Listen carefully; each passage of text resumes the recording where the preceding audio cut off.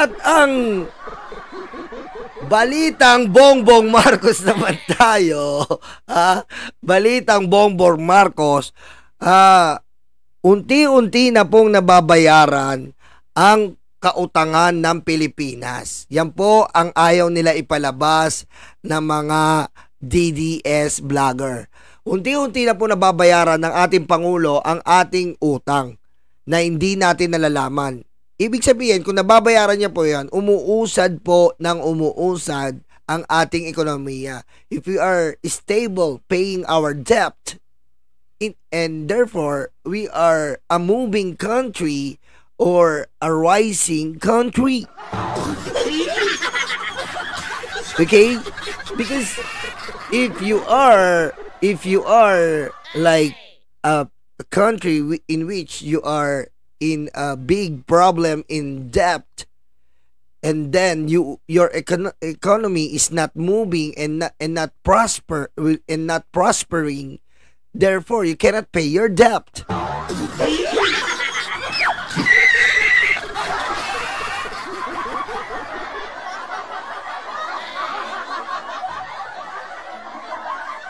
And in this case, our beloved president is paying our debt like in a fraction, you know. Hear this. Ngayong taon, ayon sa Bureau of Treasury, 1.55 trillion pesos ang program debt simula January hanggang October. Mula sa halagang yan, 95% na ang settled o bayad na. Ibig sabihin, 1.48 trillion pesos na ang nabayaran ng Pilipinas. Mula Oktubre, halos 14.5 trillion ang national debt ng bansa. Importante na babawasan natin. Mahirap po buuin yan. Importante po na babawasan natin. Okay? Ayan po, ulitin natin. Na ng gobyerno ang utang ng bansa ngayong taon. Ayon sa yung utang ng bansa ngayong taon, kasi hulugan yan eh. Hulugan yan. So nakapaghulog tayo para sa ating utang. Okay? Utang inang yan eh. Nahulugan natin. Of Treasury, 1.55 trillion pesos ang program debt simula January hanggang October. Mula sa halagang yan, 95% na ang settled o bayad na. Ibig sabihin, 1.48 trillion pesos na ang nabayaran ng Pilipinas. Mula Oktubre, halos 14.5 trillion ang national debt ng bansa. Yan 14.5. At yung 8 trillion dyan, kay Digong, mother, father. Yan DDS, ganito yung DDS, ganito mag-react ang BBM vlogger. Meron kami, nakikita nyo dyan, DDS. Kaya may madala lang kami ma-fake news. Ayan, may ganyan kami sa inyo. Yung mga vlogger nyo, walang ganyan, ganito lang. Alam nyo ba, si BBM bangag, ganun lang ginagawa sa inyo. Kami, meron kaming ganyan, no? Nire-reaksyonan namin mismo ang artikulo, nire-reaksyonan namin mismo ang balita. Diba? Kung agree ba kami o hindi. Ganun kami dito. We're handsome. Don Kings, pare.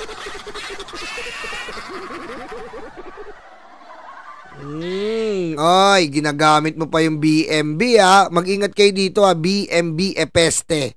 Ginagamit mo yung BMB, sikat na kami Grabe, may gumagamit sa BMB BMB, sikat na kayo Pamerienda naman kayo.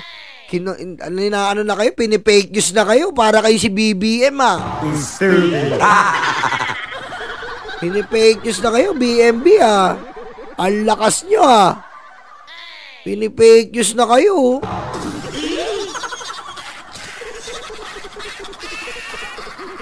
Makakita. Saka makakita, family BMB ko. Minumura ko. Ang galing, no? Fake news talaga, DDS, tanga.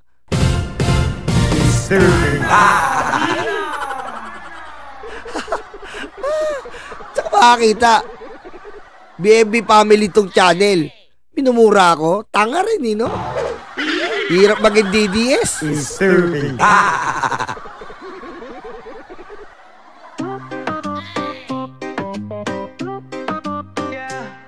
Oy mga alipin, mga uto-uto, paniwala sa news na gawa-gawa mo.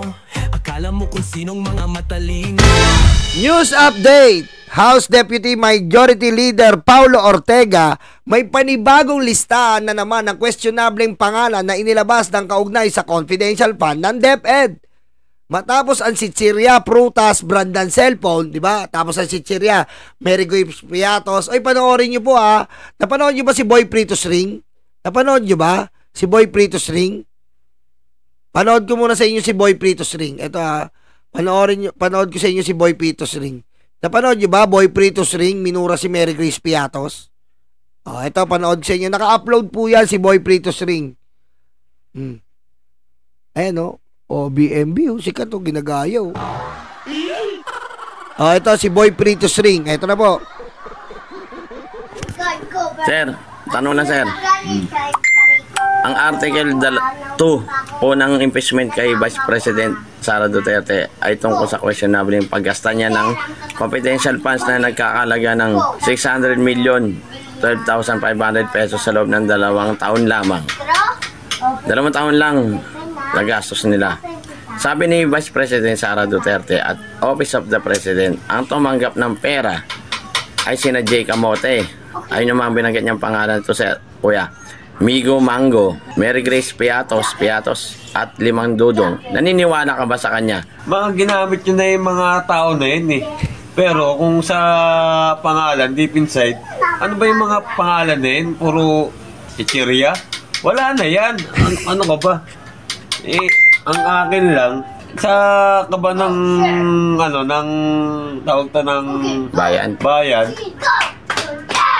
Sana, wala namang sanang mangyayari na na nagawa. Kasi gawa niya na yun eh. Gawang niya na lang yan, pangalan niya na lang yan. Nabayaran niya na yun eh. Alam na ng taong bayan, Sara. Sabi sa inyo mga kababayan ko, mga libag, mga karayuma, alam na po ng taong bayan pinagagawa ni Sara. Bayad yan. Bayad. Pero yung pangalan na yan, sa mo hanapin yan, pangalan ni Chichirya, Piatos, Bisit. Piatos, Bisit. Yari ka ngayon kay Boy Pritos Ring. Banat, Boy Pritos Ring. Ano yan? Sa mo hanapin yan, wag nilang pagmumukhang tanga yung tao. Tama, pinagmumukha tayong tanga ng tao ni Sare. Akala niya tanga-tanga tayong Pilipino, hindi po. Chichirya, Bisit. Stupid. Bisit. Magulo na nga ang Pilipinas, putang na. Nakamura pa tuloy, putang ina daw. Yan, sige, balata mo pa. Balata mo. Magulo na nga ang Pilipinas, putang na. Pinagmumukha pa nilang tanga yung mga tao. Kita mo, magulo na yung Pilipinas, pinagmumukha pa tayong tanga.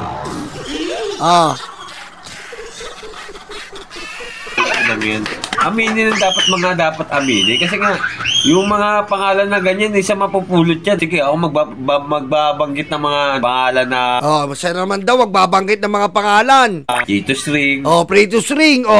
Kala mo, Sara, ikaw lang may Boy Piatos, ha? Siya raw si Boy Pritos Ring.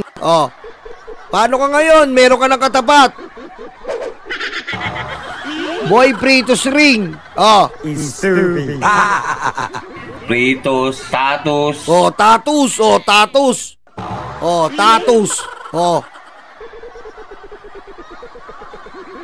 Sana, kung gagamit man lang siya ng kung ano-anong pangalan ng visit na yan, ayusin niya, wag yung pagmumukhang tanga yung mga taong bayan. Dahil po, inang yan. Talagang kinuha tapos nagtakip lang. Saan napupulot niya putang ng mga pangalan? Sana sa mundo napupulot yung mga putang inang mga pangalan na yan. Ayan Yan na yan. Bayad sila. Ayun na nga, sinasabi natin na under the table niya po ang inang yan. Under the table niya yan. Puking yan.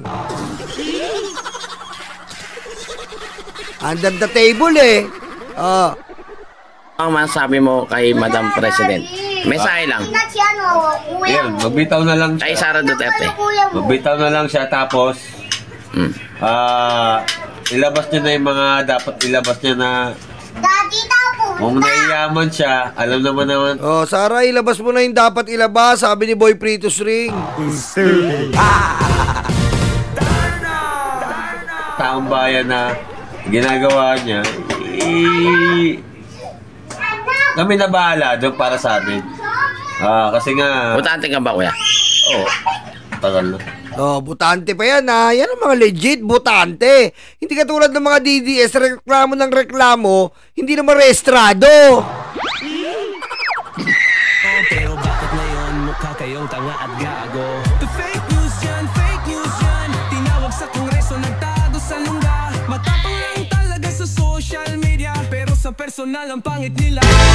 Oh, ito na. Matapos ang sitsirya, prutas, brand ng cellphone at 5 dodong, 5 dodong ay meron ng Team Amoy Maasim. Putek, Team Amoy Maasim oh. Hayop!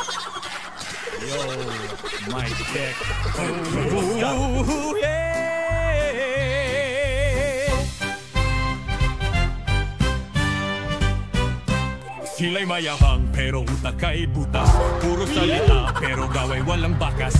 Tumakbo sa survey, kulit at sa pila. Panis sa debate, abay tatanga-tanga. Ugok-ugok, wala din brain cells. Puro batas ng bataruhan ng butas. Sa politika, babano-bano. Hayahay, laging pa sa bundok ng sablay. Team Suka, mayabang, idiretso sa inidoro. Team Suka, fake news. Putik na to ni Saro, Team Amoy Maasim. Kaya siguro alam na ni BBM na may Team Suka talaga, inutusan bumili ng suka. Alam na siguro ng BBM, pinorward sa kanya yung mga document.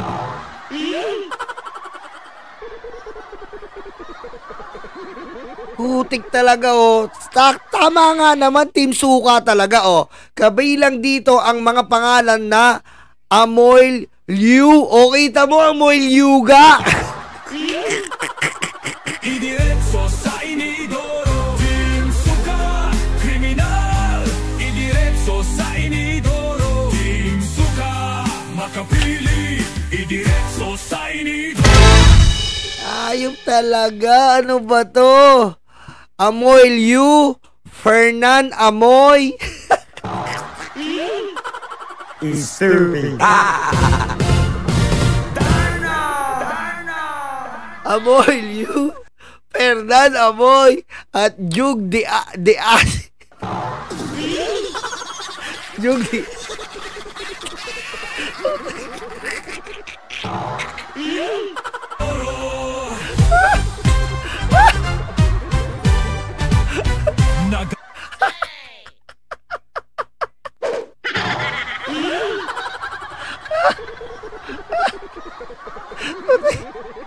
Amoy Liu. Amoy Liu. Kulang talaga. Amoy Liu ga. Fernan Amoy at Jug de Asin.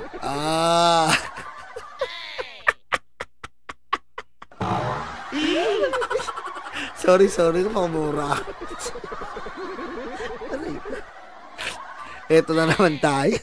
Sa patuloy na pagsusuri ng Kongreso sa lista ng mga nakatanggap ng confidential fund sa DepEd, may bagong grupo na naman ang tinatawag nating Team Amoy Maasim.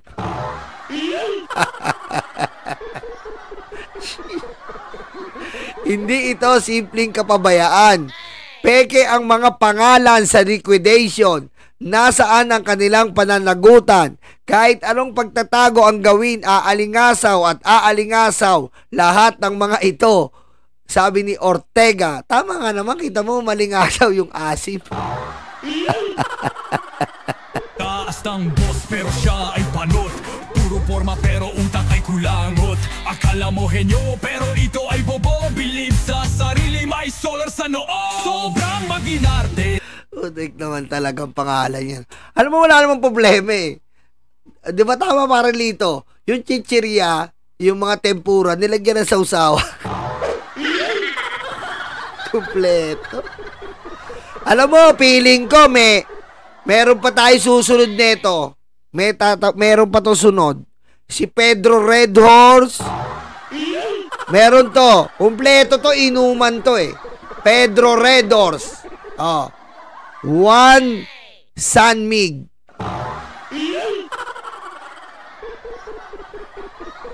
Stupid.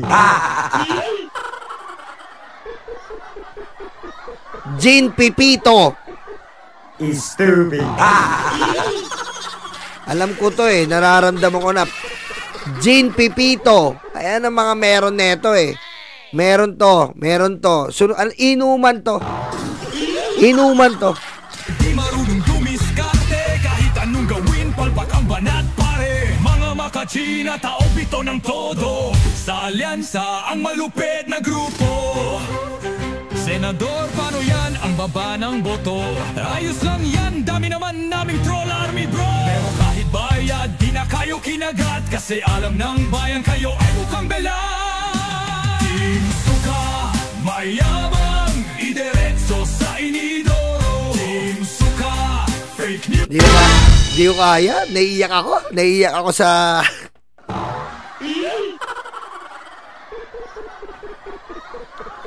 Hindi ko kaya. Putik talaga si Sara. Alam nyo, ayan po mahirap. Tapos, pag tinanong nyo po, ang ginawa ni Sara tungkol sa confidential funds, ito po. Oh. Saan? Sa presentation ko kanina, ang haba. Ang confidential funds.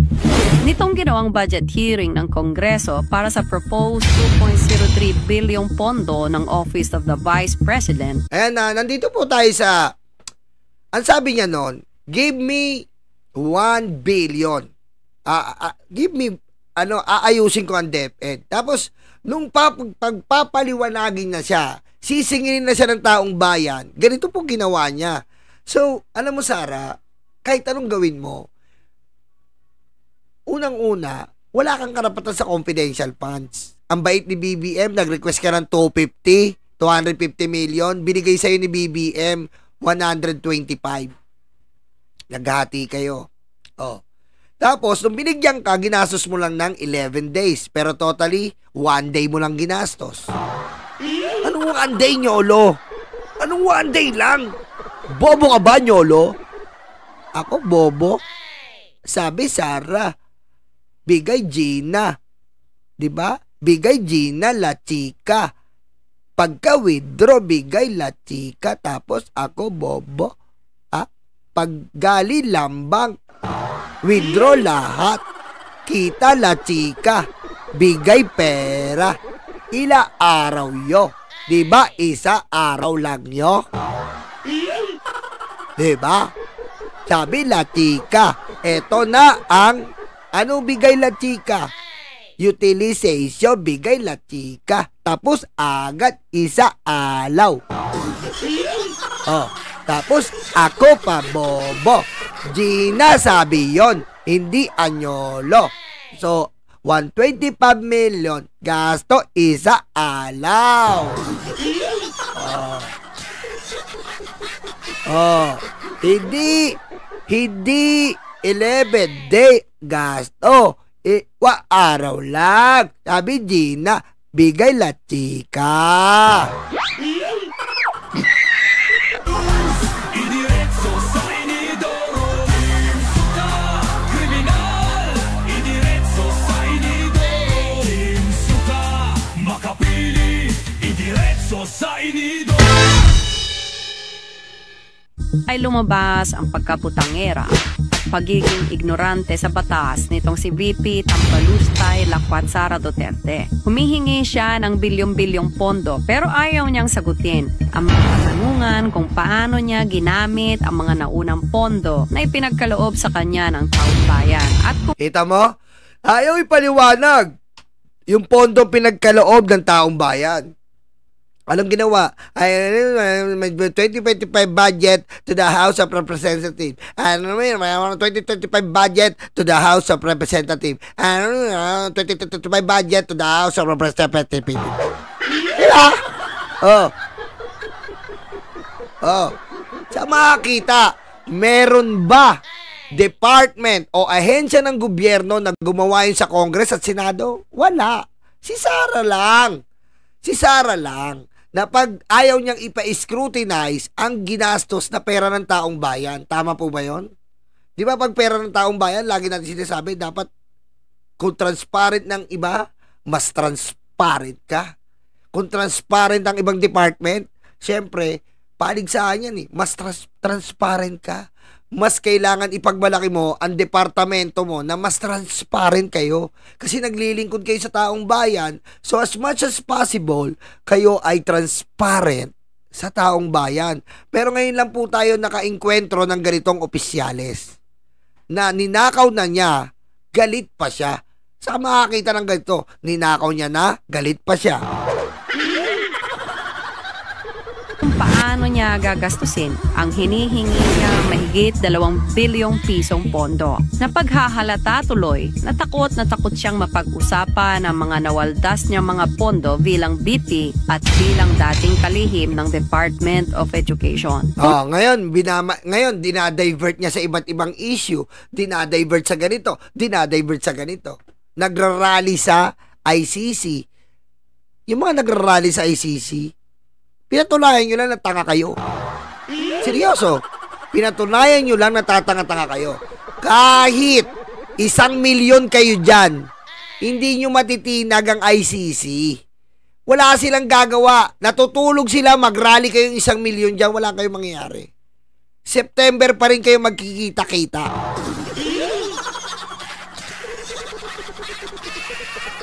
Diba? Kahit dumami kayo dyan, wala kayong magagawa. Wala tayong magagawa.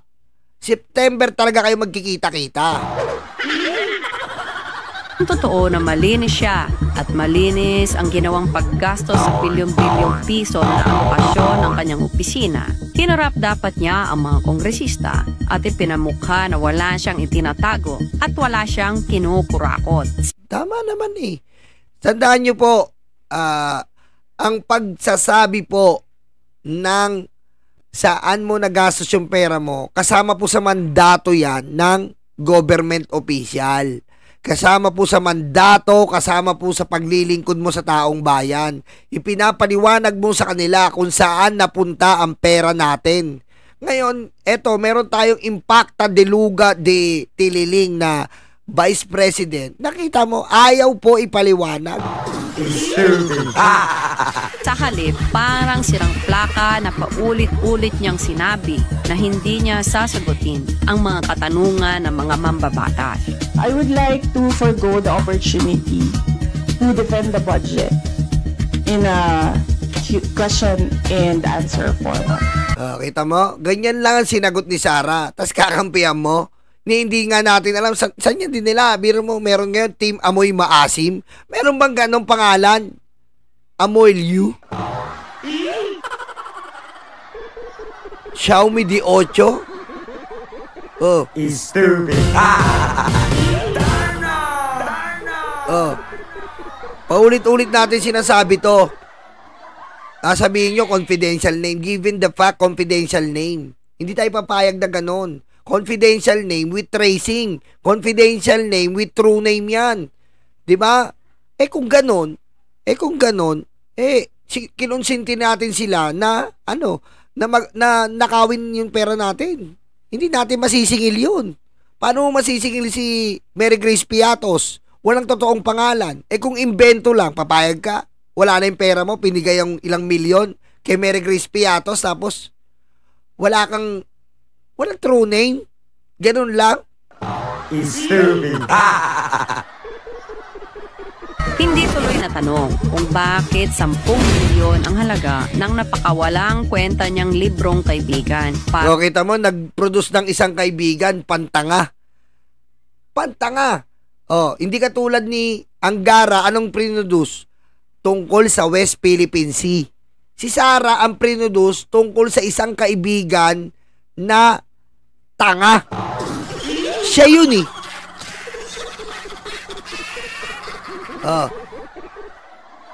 Pero mo nag-produce ka ng isang kaibigan na libro mo, pantanga pa, ginaya mo pa sa ibang bansa.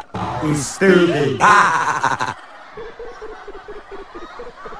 Diba?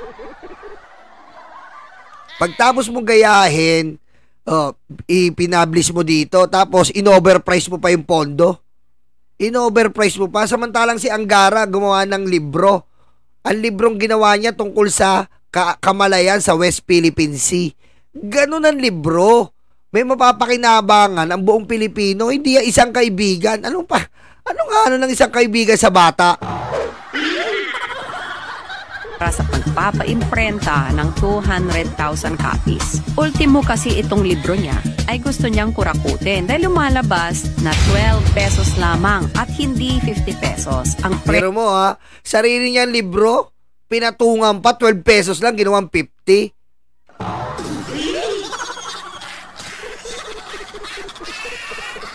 Presyo ng pagpapaimprenta ng bawat kopya ayon na rin sa mga matatagal nang naglilimbag ng mga libro. Isipin nyo yun, kahit pipitsuging libro na mali-mali ang grammar. Mali-mali pa grammar, manang-mana sa kanya. At mali-mali ang konteksto, ay gusto pang pagkakitaan ni Tambalustay Lakwat. Biro mo, kasama sila uwak, walang awa na sumira sa kanyang pugad. Mo? Mali-mali. Sara, takot din kaya siya na mapusisi kung magkano ang nagagastos ng pamahalaan sa kanyang isang katutak na bodyguards. At biro mo, bodyguard 300 plus. 300 plus ang kinukuha ng bodyguard. Magkano bodyguard? Sabihin mo na ang bodyguard 100,000. Sabihin mo na 100,000 ang bodyguard. Times 300 mo. Magkano na yon? 30 million. Kita mo? Iba kasi ang presyo ng close-in bodyguard Nagre-range siya ng 80 to 100,000. Kasi kung 50,000 lang yan, normal lang yon. Parang security card ka, 12 hours ka lang nun Etong close-in, iba to kasi unang-una, iba ang lisensya niyan. May lisensya ka dyan, may training yan.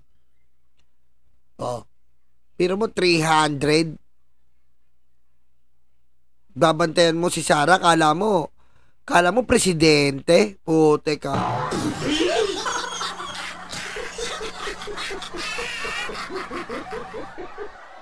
Siyempre, automatic na ayaw din niyang mabunyag kung paano niya napaglaho ang 125 million confidential intelligence fund sa loob ng 11 days. Dahil sa kanyang asta sa budget hearing, ay nakita natin ang tunay na kulay ni VP Tambalustay Lakwatsara. Tama? Tapos pagdating ng bagyo, nasa Taylor Swift. Dinailan pa yung nanay niya may breast cancer. Favorite daw ng nanay niya yung Taylor Swift. Pero nakita mo, may collection siya ng Taylor Swift.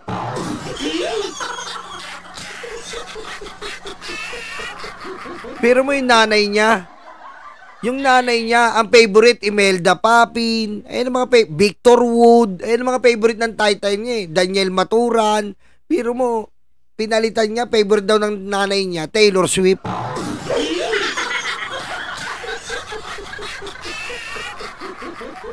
Kailan pa ang 71 years old, 70 years old, favorite Taylor Swift?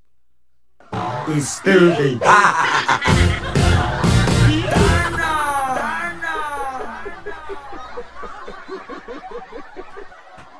Diba? Yoyoy Villame, Roel Cortez, Eddie Peregrina, yan ang mga ng nanay niya. Pero sabihin mo Taylor Swift.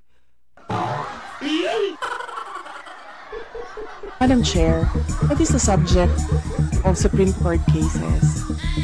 Sa buong kasaysayan ng Pilipinas, ngayon lang tayo nagkaroon ng Vice President na walang accountability at dinadaan sa galit ang kanyang... Diba? Tama.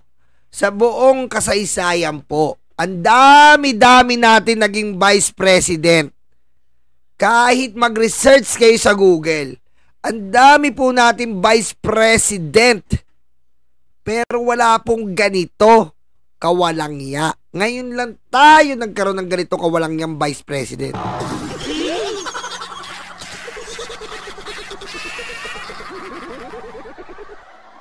Diba, Mami Chris Rose? Pag-iwas sa responsibilidad bilang halal na opisyal ng pamahalaan. She may not like my answer. She minute answer. Kamandag, Mamulalay, shout out. may not like how I answer. She may not like the content of my answer. But I am answering. Nakilala natin lalo itong si VP Tambalustay Lakwatsara na maliban sa magaling lang siyang mangumbag ng mga walang kalaban-laban, ay wala rin siyang respeto sa umiiral na checks and balances sa ating gobyerno. Yun ang importante. Kailangan po, kapag government official, rumirespeto ka sa check and balance. Di ba? Kasi kailangan ka ma-check.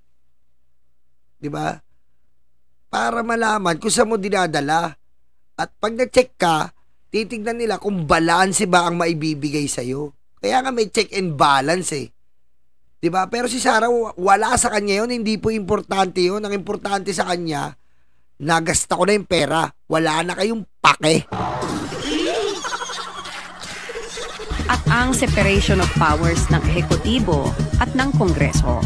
Akala yata niya ay nasa Davao lang siya na maaari niyang diktahan ng lahat kung ano ang gusto niya. Pero diba? Akala niya, nasa Davao lang siya na kaya niyang gastusin ang milyon-milyon na walang sisita. Lalo na kung presidente ang tatay mo.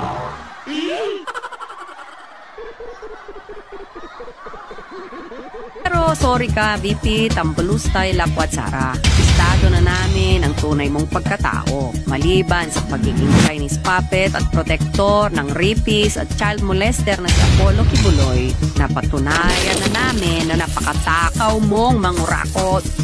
Oh, di ba? Biro mo ang ganda ng qualification ng mga ni Sara. Pro Kibuloy, pro China.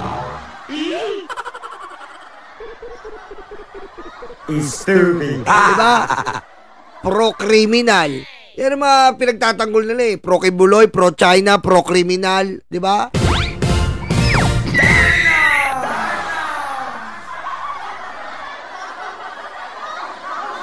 Pro-money. Tama, Robby, yung pro-money. Stupid. Lupet, diba? Ipinapakita naman sa Article 4 ng Verified Complaint for Impeachment ang nagawang paglabag ni VP Sara hinggil sa hindi maipaliwanag na yaman at pagkabigong ipakita sa SALN ang kabuuan ng kanyang ari-arian. Yung pa ang problema sa Article 4, hindi niya maipaliwanag ang lumalagong ari-arian. Yung pinakita nga natin sa inyo dito na ang bahay ni Sara sa Davao nagkalat. Sobrang rangya. Parang marangya. Ano ba yung bahay mo pag may dalawa kang swimming pool? Anong tawag doon?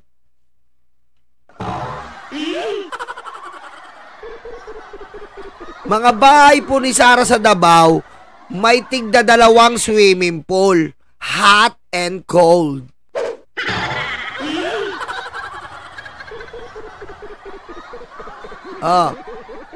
Samantalang ikaw, miski heater, wala kayo. Diba?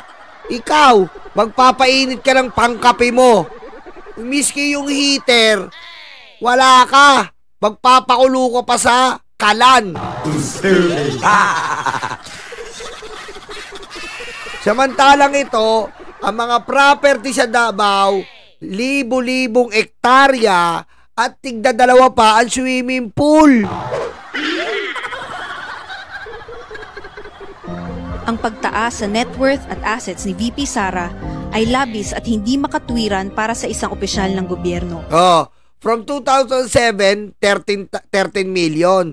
Noong 2017, nung maupo na yung tatay niya, 44 million na ang net worth. Teko. Mami Peng, shout out. Hindi angkop ang pera niyang naipon kung pagbabatayan ang sweldo niya sa gobyerno. Ipinapakita na... Diba? Diba? Ang lupet. Ang lupet. Yan yung pinagtatanggol nyo. Tapos ngayon, konsentidora kay Roque. Konsentidora kay Roque. Sansang pinapalipad si Roque. Magka-holding hands pa si Roque at si Joel Cruz.